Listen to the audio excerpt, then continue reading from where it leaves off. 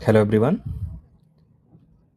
Welcome to this new YouTube channel the librarian show.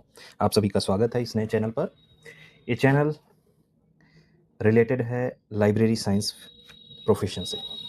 Library information science क्या चीज़ है, इसमें किन चीज़ों की पढ़ाई होती है, लाइब्रेरीज कैसे फंक्शन होती है, ये आज के वीडियो में हम बात करेंगे। ये बेनिफिशियल है उन स्टूडेंट्स के लिए जो न्यूली एडमिशन लिए हैं, चाहे वो BLISC में या डिप्लोमा इन लाइब्रेरी साइंस में, जिनको अभी कोई समझ नहीं होता कि लाइब्रेरी साइंस में एक्चुअली पढ़ाई क्या होती है या इसको पढ़ के हम लोग क्या करते हैं। तो ये रहा कुछ मेरे बारे में। मेरा नाम कृष्ण कुमार पटेल है और मैंने ये सारी पढ़ाइयाँ की हुई हैं और इसके बाद मैंने कई ऑर्गेनाइजेशंस में काम भी किया हुआ है। लगभग 5-6 साल का एक्सपीरियंस है इस फील्ड में। एज ए लाइब्रेरियन मैंने केंद्रीय विद्यालय संगठन में काम किया, फिर मैं senior library information assistant IIT Delhi में भी काम किया। इसके अलावा बहुत सारे रिटन एग्जाम्स जो लाइब्रेरी साइंस से रिलेटेड होते हैं, फॉर एग्जांपल DSSB, इन सभी को मैंने क्वालिफाई किया हुआ है। और DU के कॉलेज के एग्ज़ाम्स हो गए या अभी रिसेंटली IIT दिल्ली के असिस्टेंट लाइब्रेरियन एग्ज़ाम हुआ, तो मैंने रिटन जो है एग्ज़ाम्स इस फील्ड में बहुत सारे क्वालिफाई किए हुए हैं। तो एक लाइब्रेरी साइंस में समझ जो है 5-6 सालों में जो विकसित हुई है, उसी के अकॉर्डिंग मैं इस चैनल पर बात करूँगा। सबसे पहले हम समझते हैं कि LIS प्रोफेशन क्या चीज़ है।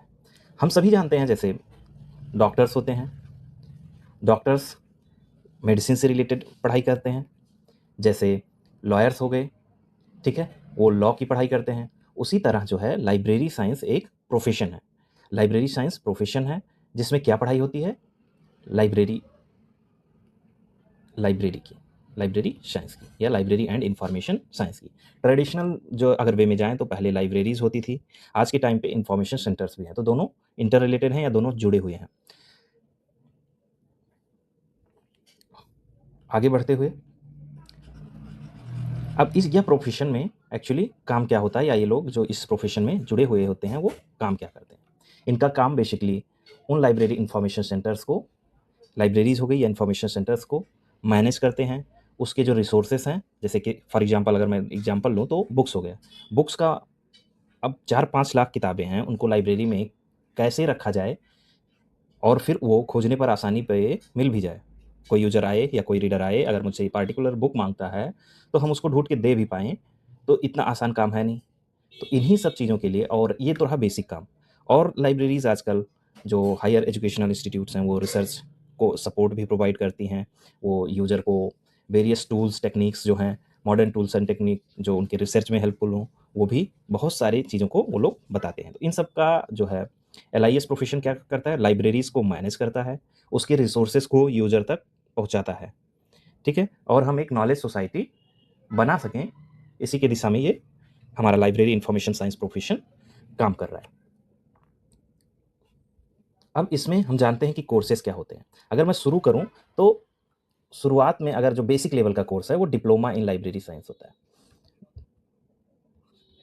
डिप्लोमा डिप्लोमा कोर्सेज़, ये डिप्लोमा कोर्सेज़ 10 या 12th के बाद आप लगभग 1 साल का या 6 महीने का कोर्स ये होता है। और इसमें आप बेसिक जो है लाइब्रेरीज़ में जो स्टार्टिंग लेवल की जॉब है, बहुत फॉर एग्जांपल MTS हो गया, जो मल्टीटास्किंग स्टाफ होते हैं लाइब्रेरीज़ में, वहाँ पर आप जॉइन कर सकते हो।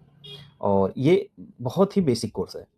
तो इसके आगे हम बढ़ें तो BLISC होता है, MLISC होता है, उसके बाद MPhil होता है, PhD होता है। जैसे अदर सब्जेक्ट्स में कोर्सेज़ होते हैं, वैसे इसमें भी होते हैं। तो अगर डिसेंट लेवल से शुरुआत मानी जाए तो मैं रिकमेंड करूँगा कि BLISC जो है, यहाँ से आप लाइब्रेरी प्रोफेशन से जुड़ सकते हैं। ये BLISC कब होता है? ये आपका ग्रेजुएशन के बाद, ग्रेजुएशन ग्रेजुएशन जब आप कंप्लीट कर लेते हैं, उसके बाद इसमें एडमिशन ले सकते हैं आप। जो इसके प्रोमिनेंट इंस्टीट्यूट्स हैं, लाइक DU हो गया, BHU हो गया, ये सभी ये कोर्सेज़ प्रोवाइड करते हैं। आप ग्रेजुएशन करके भी इसको जॉइन कर सकते हैं और पोस्ट ग्रेजुएशन करके भी इस BLISC को जॉइन कर सकते हैं। ये 1 साल का कोर्स होता है। क्योंकि ये ग्रेजुएशन और पोस्ट ग्रेजुएशन के बाद होता है, तो इसलिए पोस्ट ग्रेजुएशन की कैटेगरी में ही आता है। इसको बोलते हैं bachelor of library and information science. इसके बाद होता है MLISC, master of library and information science. ये भी लगभग एक ही साल का कोर्स होता है। ये डिपेंड कर सकता है दूसरी यूनिवर्सिटी में, अगर कहीं पे इंटीग्रेटेड होता है तो BLISC या MLISC इंटीग्रेटेड भी होता है। तो इसमें भी हम यहाँ पे BLISC में बेसिक लाइब्रेरी साइंस की अंडरस्टैंडिंग को डेवलप किया जाता है। आफ्टर दैट MLISC में थोड़ा सा एडवांस लेवल की चीज़ों को हम पढ़ते हैं। ये दोनों कोर्सेस हमें एक लाइब्रेरी को मैनेज करने के लिए, या लाइब्रेरी इंफॉर्मेशन सेंटर को मैनेज करने के लिए, उसके रिसोर्सेज को यूजर तक पहुंचाने के लिए, इन सब चीज़ों को, और लाइब्रेरी क्लासिफिकेशन, लाइब्रेरी कैटलॉगिंग, इन सब चीज़ों से रिलेटेड इन दोनों कोर्सों में पढ़ाई होती है। अब अगर मैं बात करा जाए कि आपने BLIB कर लिया, BLISC कर लिया, तो BLISC क्योंकि छोटी डिग्री है MLISC से, BLISC के बाद ही MLISC होता है, तो ये आपका एलिजिबिलिटी कुछ पोजीशंस के लिए होता है। अगर आप MLISC भी कर लेते हैं तो आपका क्या होगा कि जो है स्कोप बढ़ जाएगा, आप और बहुत सारी जो है उसके लिए एलिजिबल हो जाएंगे पोजीशंस के लिए। BLISC मेनली स्कूल लेवल जो लाइब्रेरियंस होते हैं, ठीक है, वहाँ पर इनका डिग्री का यूज़ होता है। आप ग्रेजुएशन कर लिए, BLISC कर लिए, तो आप स्कूल में जो है लाइब्रेरियन बन सकते हैं, या जो कॉलेजेस हैं उसमें LIA बन सकते हैं, लाइब्रेरी इंफॉर्मेशन असिस्टेंट। ये आपको देखना पड़ेगा कि एडवर्टाइजमेंट्स आते हैं उसमें क्या क्वालिफिकेशन मांगी गई है। आप BLISC कर लिए, उसके बाद ये एलिजिबिलिटी हो गई। अगर आप MLISC कर लेते हैं तो आपका स्कोप बड़ा हो जाता है। MLISC के बाद, चूंकि मास्टर्स डिग्री दोनों ही हैं, लेकिन MLISC एक उससे बेहतर डिग्री है। और इसके बाद अगर आप UGC नेट क्वालिफाई कर लेते हैं तो आप कॉलेज में लाइब्रेरियन के पद के लिए भी एलिजिबल हो जाते हैं। और कॉलेज में जो लाइब्रेरियन हो एज ए असिस्टेंट प्रोफेसर जो वेरियस सब्जेक्ट में होते हैं, वो उसी के इक्विवेलेंट ही है। तो जो बच्चे पढ़ना चाहते हैं, मैं रिकमेंड करूंगा कि वो BLISC MLISC पढ़ के ही इस फील्ड में आगे बढ़ें, क्योंकि उनका स्कोप बढ़ जाता है।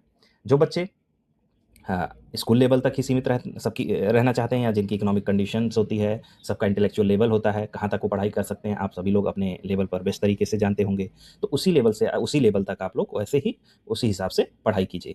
तो BLIB कर लिया, MLIB कर लिया, UGC नेट हो गया।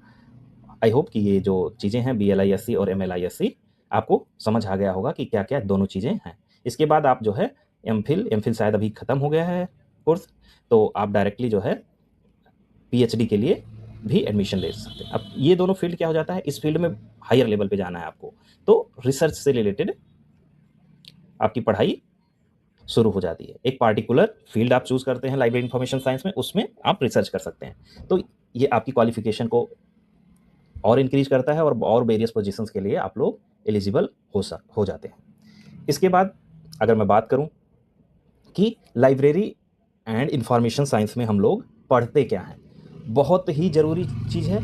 ये हम लोग BLIB पूरा कर लेते हैं तो भी समझ नहीं आता कि एक्चुअली क्या होगा या क्या हम पढ़ रहे हैं, कुछ समझ ही नहीं आता है।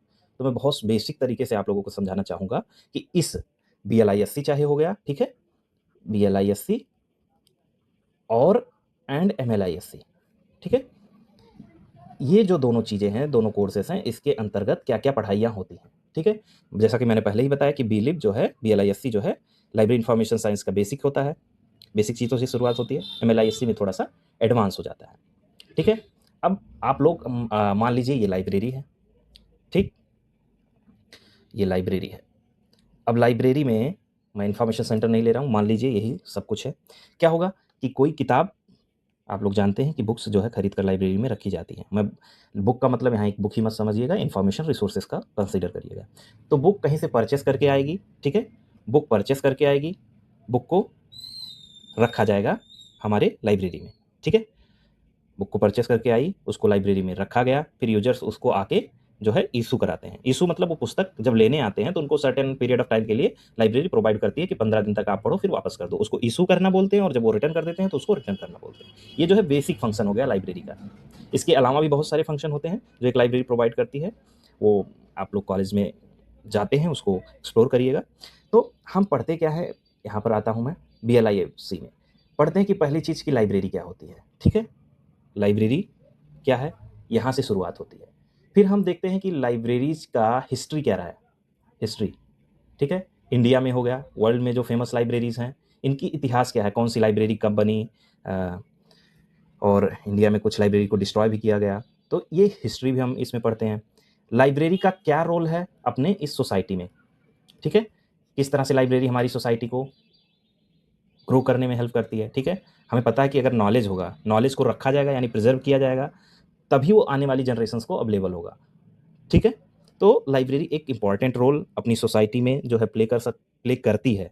ठीक है, बिना लाइब्रेरीज के नो पास्ट नो फ्यूचर। अगर लाइब्रेरीज नहीं रहेंगी, नॉलेज नहीं रहेगा, तो उसके बिना हम पास्ट के बारे में नहीं जानेंगे, और पास्ट के बारे में नहीं जानेंगे तो फ्यूचर के बारे में नहीं जानेंगे। लाइब्रेरी बेसिक समझते हैं। अब लाइब्रेरीज का मैनेजमेंट करने कैसे होता है। मैनेजमेंट में आ गया कि ठीक है, बुक्स को एक्वायर करना, ह्यूमन रिसोर्स का मैनेजमेंट यानी लाइब्रेरी जो स्टाफ हैं नीचे से लेकर ऊपर तक, जो एमटीएस से लेवल से लेकर एक लाइब्रेरियन तक। ये कॉलेज यूनिवर्सिटीज़ में एक हिरार्की होती है, एक स्ट्रक्चर होता है, लेकिन स्कूल लाइब्रेरी में जो है एक स्टाफ ही होता है और एमटीएस होते हैं। तो ये डिपेंड करता है ऑर्गेनाइजेशन टू ऑर्गेनाइजेशन। हम लाइब्रेरी मैनेजमेंट के बारे में देखते हैं। ठीक है, उसके बाद मैं क्लासिफिकेशन और कैटलॉगिंग, ये दोनों चीज़ों को बाद में आऊँगा, इसमें अभी और देख सकते हैं थोड़ा थोड़ा। आईसीटी हम पढ़ते हैं। ठीक है, जो मॉडर्न टेक्नोलॉजीज़ हैं उनका यूज़ लाइब्रेरी में हम लोग कैसे करें, या कैसे लाइब्रेरीज यूज़ कर रही हैं, वो सारी चीज़ें भी हम इसमें पढ़ते हैं। ठीक है, बीएलआईसी एमएलआईसी दोनों की बात मैं कर रहा हूँ। ये डिपेंड करता है यूनिवर्सिटी कॉलेज में कौन से सिलेबस में क्या क्या चीज़ें दी गई हैं, लेकिन एक ओवरऑल की क्या चीज़ें की पढ़ाई होती है वो मैं बता रहा हूँ। तो आईसीटी का यूज कैसे करें। ठीक है, और फिर जो है लास्ट लेवल पे अगर मैं बात करूँ, रिसर्च के बारे में भी पढ़ाया जाता है, रिसर्च और उसके टूल्स। ठीक है, साइटेशन स्टाइल्स डिफरेंट हम जैसे ये हायर लेवल एमएलआईएससी में पढ़ाया जाता है, फिर एमफिल पीएचडी में, कि हम थीसिस लिखते हैं या किसी प्रोजेक्ट में काम करते हैं तो हम लिटरेचर रिव्यू करते हैं, एक प्रोजेक्ट बनाते हैं, उन सब सारी चीज़ों से रिलेटेड भी इसमें पढ़ाई होती है। आई थिंक ये कुछ एक ओवरव्यू दिया हूँ। अब एक बहुत ही इंपॉर्टेंट चीज़ आती है कि क्लासिफिकेशन और कैटलॉगिंग, ये दो चीज़ें जो हैं हमारे सिलेबस में दिया होता है, और दोनों चीज़ों की अंडरस्टैंडिंग हमें नहीं डेवलप हो पाती है एक्चुअली होता क्या है। तो पहले मैं बात करूँगा कि जो है क्लासिफिकेशन क्या चीज़ है आखिर। लाइब्रेरी साइंस में क्लासिफिकेशन बहुत पढ़ते हैं।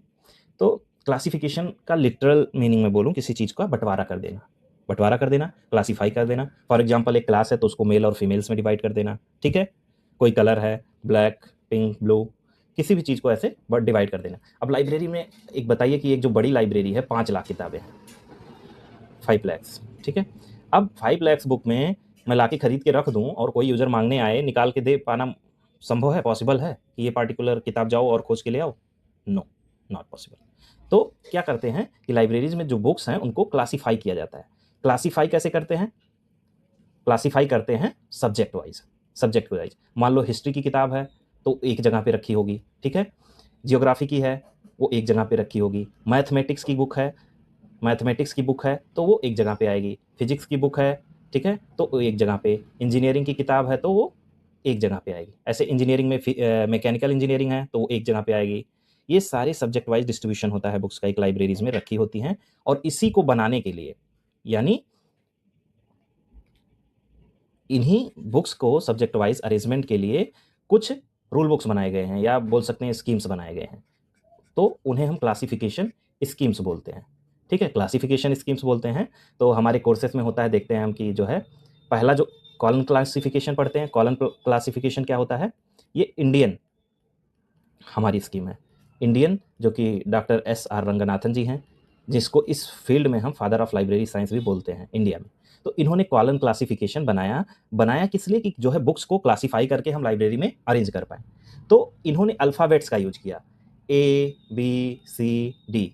ठीक है, इसी तरह से इन्होंने ई, एफ, जी, जेड और कुछ नंबर्स का भी यूज़ किया। तो उन्होंने इसको असाइन किया कि मान लो मैथमेटिक्स की बुक बी से डिनोट होगी। ठीक है, सी से डिफरेंट बुक हो गई, ए से डिफरेंट बुक हो गई, ई से ऐसे जेड तक जाएगा लॉ। ठीक है, तो इन्होंने A B C D E F Z मतलब यूज करके, ए टू जेड का यूज करके स्कीम को डिवाइस किया, बनाया। और फिर कुछ आइसोलेट मतलब कि बोले तो कोई सब्जेक्ट का जो है, ये डीप में कॉलम क्लासिफिकेशन का आप थ्योरी पढ़ोगे और प्रैक्टिकल पढ़ोगे तो उसमें ये सारी चीज़ें आती हैं। उसका सेपरेट लेक्चर मैं बनाऊंगा आने वाले टाइम में। तो ये सब्जेक्ट का अरेंजमेंट ए टू जेड और कुछ न्यूमरल्स का यूज करके और कुछ रूल्स जो है कॉमन आइसोलेट्स हो गए, इन सब का यूज करके जो है एक नंबर दे दिया जाता है बुक को एक नंबर दे दिया जाता है। जैसे आपका क्लास में एडमिशन लेते हैं तो आपका सेम नाम होता है, मान लो 2 लोग कृष्णा हैं, तो दोनों कृष्णा को आइडेंटिफाई कैसे करें? ठीक है, तो जैसे इनरोलमेंट नंबर एक स्टूडेंट को दिया जाता है, ऐसे हर एक किताब को जो है क्या दिया जाता है? Class number. ठीक है, क्लासीफाई करके क्लास नंबर असाइन कर दिया जाता है और इसी क्लास नंबर से किताब फ्यूचर में जानी जाती है। ठीक है, तो हम चाहे वो कॉलम क्लासिफिकेशन हो गया और एक जो है दूसरी स्कीम है डीडीसी, डेवे डेसिमल क्लासिफिकेशन, जो मेलविल डेवे के द्वारा बनाया गया था। ठीक है, तो दूसरा हम लोग पढ़ते हैं डीडीसी, ये मेलविल डेवे के द्वारा बनाया गया था और इसमें जो है न्यूमरल्स जो है 000 से लेके 999 तक या 0 to 9 तक इस हिसाब से नंबर दिए जाते हैं। मान लीजिए 2, 3, 5 कोई सब्जेक्ट का हो गया, 400 किसी का हो गया। इसकी भी बहुत सारी स्कीम्स है, रूल्स रेगुलेशन है, वो डीप में आपको पढ़ना पड़ेगा, आने वाले टाइम में पढ़ाया जाता है। अब तो आप देखेंगे। तो इन दोनों स्कीम से हम क्या करते हैं कि एक किताब को जो है नंबर दे देते हैं। अब उस नंबर जब दे दिया हम उस बुक को, तो वो नंबर जो है एक लाइब्रेरी में सब्जेक्ट वाइज अरेंजमेंट उसका हो जाता है और फिर जो है वो जब किताब खोजी जाती है तो उस नंबर से हम जाके उस लाइब्रेरी में ढूंढ लेते हैं। उससे पता चल जाता है किस रैक में कहाँ पे वो किताब रखी हुई है, तो इजीली मिल जाती है। तो ये रहा हमारा क्लासिफिकेशन का रोल।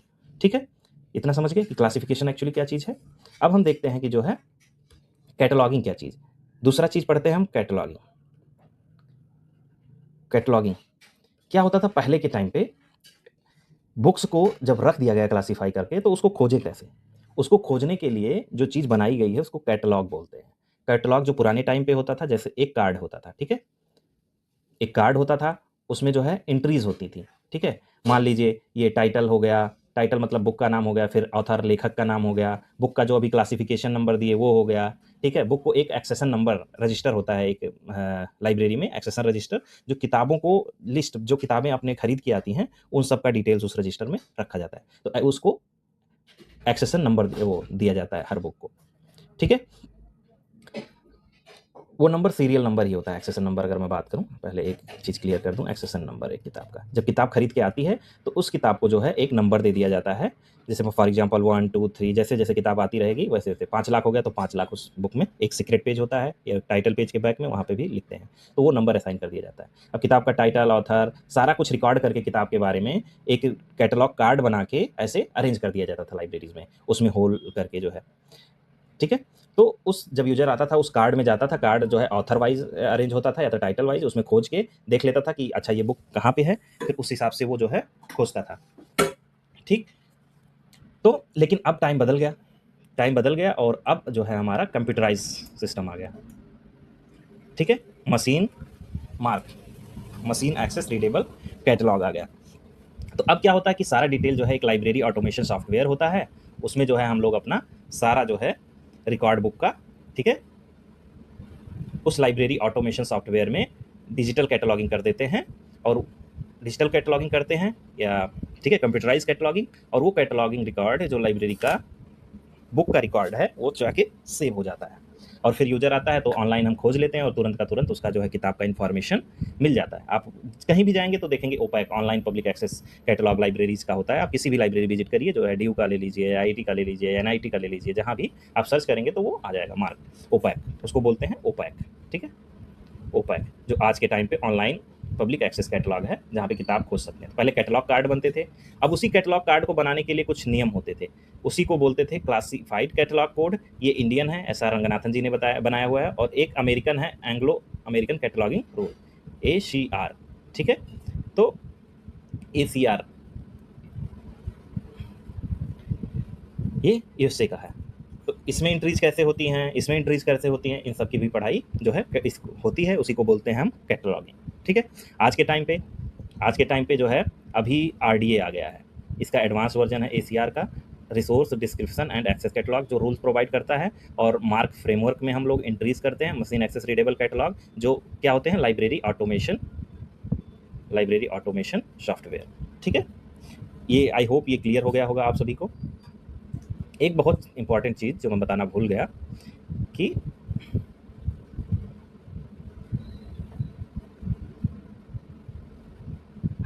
लाइब्रेरीज फंक्शन कैसे करती हैं, यानी काम कैसे करती हैं, लाइब्रेरीज काम कैसे करती हैं। तो लाइब्रेरीज के अगर माना जाए तो डिफरेंट सेक्शंस में डिवाइड कर देते हैं हम लोग, यानी डिफरेंट काम क्या करेगा। फॉर एग्जांपल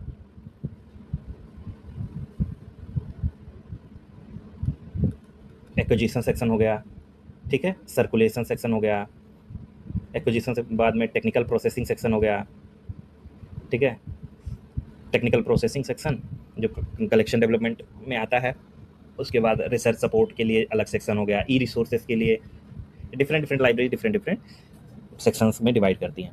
तो एक्विजिशन जो है लाइब्रेरीज में, एक्विजिशन मतलब किताबों या ई रिसोर्सेज का एक्वायर करना, उसको खरीदते हैं, फिर क्या करते हैं हम लोग ब्रॉडली एक्सेसर रजिस्टर में एंट्रीज करते हैं, फिर जो है क्लासीफाई करते हैं, कैटलॉगिंग करते हैं, उसको लाइब्रेरी सॉफ्टवेयर में जो है रिकॉर्ड करते हैं, फिर जिससे यूजर मतलब सर्च कर पाए उनको बुक्स को। तो एक बेसिक सा जो है फंक्शनिंग है, बहुत डिटेल में नहीं है। अब हम बात करें कि स्कोप क्या है इसको पढ़ने के बाद।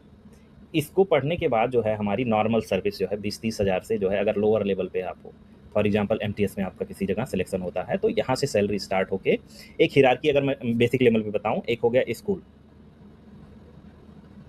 जो अच्छा पेइंग जॉब आज के टाइम पे जो ईजिली मैं बोलूँगा मिल जाता है बच्चों को, क्योंकि स्कूल्स में वैकेंसीज काफ़ी आती हैं और बच्चे क्वालिफाई करके इसमें बहुत ज़्यादा चांस होता है कि आपका सिलेक्शन हो जाए बीलिप के बाद। तो इसमें आप ज्वाइन कर सकते हैं, और स्कूल्स मेनली लेवल 7 का जॉब होता है। लेवल 7 आज के टाइम पे अगर मैं बात करूं तो लगभग अराउंड 70,000 की सैलरी के साथ आपका बीलिप के बाद ही इसको शुरू हो जाता है। तो अगर आप स्कूल ज्वाइन करना चाहते हैं तो लगभग ये पोजीशन बेस्ट है जो एक अपना कैरियर स्टार्ट करने के लिए। और अगर मैं कॉलेज या यूनिवर्सिटी की बात करूं कि एक लाइब्रेरी में पोजीशन क्या होती है, तो सबसे छोटे स्तर पे जब बात करूं, एमटीएस हो गए या लाइब्रेरी अटेंडेंट हो गए, ये बहुत बेसिक पोजीशन है, और ये 20-30 हज़ार 40 हज़ार जो लेवल 3-4 आई थिंक होता है, ये डिपेंड करता है डिफरेंट डिफरेंट कॉलेज में। यहाँ से आप कैरियर शुरुआत कर सकते हैं। जो डिप्लोमा किए हुए बच्चे हैं, बिलीव कर लेते हैं, तो आप LIA लाइब्रेरी इंफॉर्मेशन असिस्टेंट, ये लेवल 5-6 की जॉब होती है। Senior library information assistant, senior LIA, ये लेवल 6 की जॉब होती है। अच्छा, यहाँ पे आप लोग जो है इसी पोजीशन को कहीं कहीं सेमी प्रोफेशनल असिस्टेंट बोलते हैं, और इसी पोजीशन को कहीं कहीं प्रोफेशनल असिस्टेंट बोलते हैं। ठीक है, तो ये जो है पोजीशंस हो गए सीनियर लाइब्रेरी इंफॉर्मेशन। तो ये पोजीशंस मेनली हो जाते हैं काम करने वाले। आप किसी असिस्टेंट लाइब्रेरियन के अंतर्गत जो है आप डिप्यूट होते हैं और अपना काम करते हैं। ठीक है, LIA के लिए भी यहाँ आपका SLIA बनना है, तो ये सब मास्टर्स और कंप्यूटर इत्यादि का नॉलेज होना बहुत ज़रूरी है। ये कुछ पोजीशंस हो गए। अगर मैं बड़े पोजीशंस की बताऊँ हिरार्की आपको कॉलेज में, यूनिवर्सिटी में, तो बड़े पोजीशंस लेवल 10 से शुरू होते हैं, और उसकी क्वालिफिकेशंस होती है MLISC plus net, UGC net qualify होना चाहिए आपको। कहीं जगह पे असिस्टेंट लाइब्रेरियन बोलते हैं, और अगर कॉलेज है तो वहाँ पे लाइब्रेरियन। ये पोजीशंस डिपेंड करती हैं, नेम डिफर करता है। असिस्टेंट लाइब्रेरियन ये यूनिवर्सिटी में होते हैं, फिर डिप्यूटी लाइब्रेरियन होते हैं, ठीक है, और फिर लाइब्रेरियन। असिस्टेंट लाइब्रेरियन मान लो आज के टाइम पे करंट बोलो तो 1 लाख की सैलरी यहाँ से स्टार्ट होती है लगभग। डिप्यूटी लाइब्रेरियन हो गया तो 2 लाख, लाइब्रेरियन हो गए तो 3 लाख। ये लेवल 10 की जॉब है, ये लेवल 13 की है, ये लेवल 14 की है। आप ये सब सारी चीज़ें देख सकते हो कि ये लेवल्स क्या होते हैं, बेसिक पे क्या होता है, ये सब सारी चीज़ें आप नेट से देख सकते हो। तो ये मास्टर्स और नेट करने के बाद यहाँ पे पोजीशन पे आप कुछ टाइम काम करोगे, कुछ एक्सपीरियंस हो जाएगा, तो यहाँ पे भी सिलेक्ट हो सकते हो और यहाँ पे भी सिलेक्ट हो सकते हो। तो ये आप पे आपकी अपनी क्षमताएं हैं, कहाँ तक जा सकते हो, कहाँ तक नहीं जा सकते हो, क्या क्या पढ़ सकते हो। तो ये बेसिक चीज़ें रही कि आप जो है लाइब्रेरी साइंस पढ़ने के बाद कैसे क्या जॉब करने वाले हो, काम करने वाले हो। कुछ कुछ क्वेरीज हो तो आप कमेंट में ज़रूर पूछिएगा, उस पर डिटेल में बता दूंगा।